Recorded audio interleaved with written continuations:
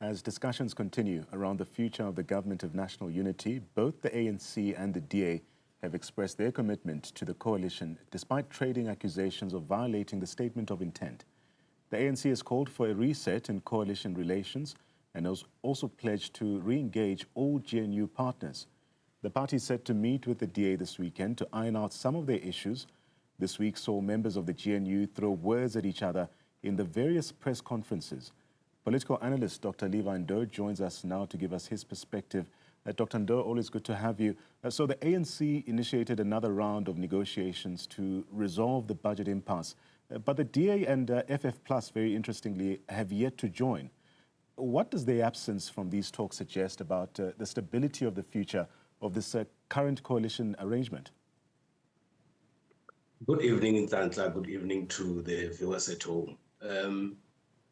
This is a moment where our politicians and those that are in the GNU, and even those that are outside the GNU, should be able to find one another in order to be able to resolve the differences that they have and also to be able to move South Africa forward. What has happened in the last few days that relates to the budgetary framework is something that, in my view, could have been avoided, in the sense that the GNU is comprised of about 9 political parties, and if indeed these parties are able to sit down, persuade each other, they can be able to ensure that there is movement in what is happening in government. And of course, the reason that these people have decided to sit down and form a government together is that in trying times like this one, you expect them to exercise the highest level of considerations, the highest level of compromises and negotiations, and then when they are done with their meetings, they are able to find one another. But what is more interesting is that both the ANC and the DA are always putting an emphasis that they are still committed to the GNU. And indeed, their commitment to the GNU should be demonstrated by their ability to be able to find one another and move forward. I don't expect that in the next 5 days, we should not have a solution amongst the parties in the GNU, because ordinary citizens are waiting for these politicians to provide leadership and indeed to see South Africa moving forward. You say the recent turmoil that we've seen could have been avoided, but given that the DA and FF Plus have not even participated in the latest round of negotiations as yet on issues such as the VAT increase, do you think this signals a deeper ideological divide within the GNU, or is this just another tactical move by opposition parties to assert their position? We all do know that the ANC, the DA, and the Freedom Front Plus come from different ideological backgrounds. But when I was listening to the Secretary General of the ANC and Mr. Paul Mashatile, they have been saying that the Democratic Alliance appears to be bringing other issues outside the budget, and they want to use such in order to frustrate the ANC with the passing of the budget. If that is correct, I think the DA would have taken the wrong move, because the unfortunate part is that ordinary citizens would love to see parties being able to work together and move forward. But my view is that even though the DA and the Freedom Front Plus have sharp differences with issues relating to the budget and all the components surrounding it, there should always be a way in which parties in the GNU are able to iron their differences, and indeed, they should be able to do so in the best interest of the country. But what I've also identified, which appears to be one of the big challenges in the GNU is the manner in which political parties are communicating out there, because that portrays a picture that will suggest to an ordinary person that things are not going on well in the GNU, and that does not send a very, very good message to the ordinary citizens of this country.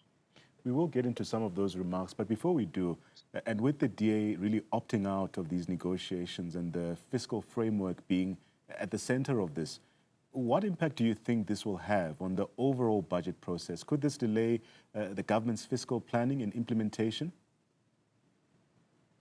It has such potentials. It will depend as to whether the Democratic Alliance is still very firm on its positions. And we don't only expect the DA to be flexible. Also, the ANC and other parties can still be flexible and find ways to meet each other.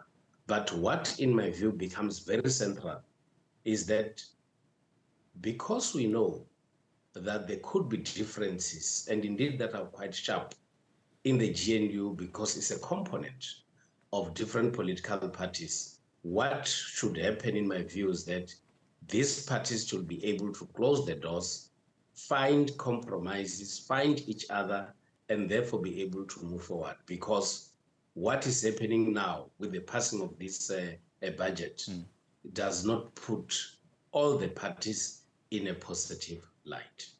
But when you reflect on some of the remarks being made, for instance, from the ANC Secretary General, Fikile Mbalula, he expressed some optimism about reaching common ground with GNU partners on this budget. But without the DA's participation, how realistic is this hope on the side of Mbalula? Well, I think it could be informed by optimism and the ability of maybe his negotiating team to be able to reason with these other political parties and at the end of the day be able to find the way out. I think also it's informed by the fact that he would want to portray his party, the ANC, as a party that is willing to negotiate, as a party that is availing itself for any challenges and indeed provide leadership and way forward in these trying times. Also, it could be a strategy to send the message to the DA and ordinary citizens that we've always been available for negotiations. We are still available to be persuaded, bring ideas or bring facts. We can still be able to meet each other halfway. But also, you also need to get a form of commitment on the part of the Democratic Alliance that indeed they are also available for flexibility and indeed renegotiate their way through and convince their GNU partners on what they think is supposed to be done. Dr. Ndou, as we continue exploring possible scenarios, there's also some concern that the DA's departure from the national GNU could destabilize the provincial government, for instance, in KZN, where the ANC governs alongside the DA and other smaller parties. Do you think the tension at the national level is likely to spill over into KZN's political dynamics, for instance? My view is that it could be a strategy to create an assumption that if things are not moving on well at national level, then it can negatively affect other provinces. And I would humbly differ with that thinking. In the province of Gauteng, the government was formed without the Democratic Alliance, and most people thought that when the DA is not included in Gauteng, it might create a situation where at national level it can be affected. Things appears to be working very well in KwaZulu-Natal, and I think they should just be left as they are, because the challenges that politicians face at national level are not necessarily the same challenges that could be faced in other levels of government. If you look at local government, you would have serious challenges of cooperation amongst different political parties in the metros. And when you go to other levels or models of local government, where there are even more hung municipalities, these political parties are able to work together. So I think it's important that we treat different levels of government differently, and the challenges indeed are not the same. And the vigor in terms of the politicians in those different spheres is not the same as those that are at national government. So as we continue exploring this discussion, but also looking at different dynamics or scenarios, the VAT increase is one of the sore points or sticking points in these negotiations. How do you think this issue will play out politically, especially considering the DA's vocal opposition to tax hikes? Could this become a rallying point, if you will, for the opposition as we approach the municipal elections, for instance? Yes, indeed.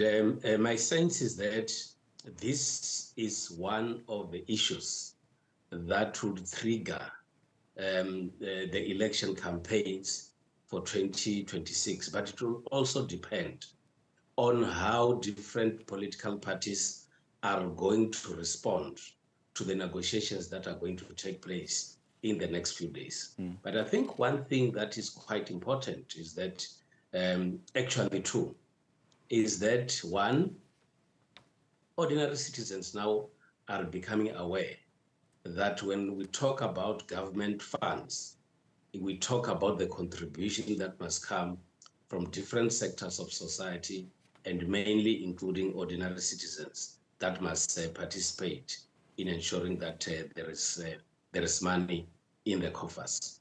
Number two, the lessons that we've learned is that political parties should always be able to find one another for the purposes of stability and proper governance. Because if you are going to find ourselves in a situation where we have got this kind of pushes that are taking place between the different political parties in the GNU, it does not put government in a very, very good light.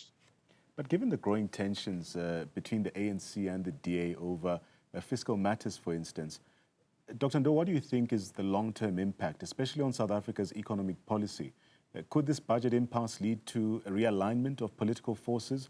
And how might that affect the implementation of critical reforms like the NHI or land expropriation? It is unfortunate that issues that will relate to NHI, land expropriation, Bella Bill, are issues that are in the past. There is no way that the ink that the president used to sign those acts is going to be removed. That can only happen through a parliamentary process, unfortunately. And that is where different political parties would have been able to argue their cases in parliament, convince their colleagues, and ensure that their own policy direction is adopted. It's unfortunate that, as indicated by the leadership of the ANC, that the DA appears to be raising these issues whilst they're actually dealing with matters relating to the budget. Indeed, if the Democratic Alliance would choose to get out of the GNU, it can therefore require some form of realignment in the GNU. Of course, there are other parties that have indicated that they are ready to join the GNU if indeed the Democratic Alliance and the FF Plus is not participating. One of the biggest fears that, in my view, the DA would be having is what they pronounced during the elections campaign. They said that their biggest fear is to see the coming together of the ANC and the EFF. And indeed, if they decide to get out of the GNU, we might therefore see the EFF and the ANC coming together to form a government. It could be another scenario. We can still see other smaller parties joining the GNU, and then the ANC will be fighting to ensure that at least they're able to get that small 50+1. But if any of the bigger parties get out of the GNU, obviously we have no other option but to see the real alignment of the political setup in South Africa. As we conclude today's conversation, it's quite clear that South Africa's political landscape remains in a really delicate balance. Thanks so much to our guest, Dr. Levy Ndou. His insights into the dynamics between the ANC and the DA and other coalition partners have given us a deeper understanding of the complexities that are at play right now.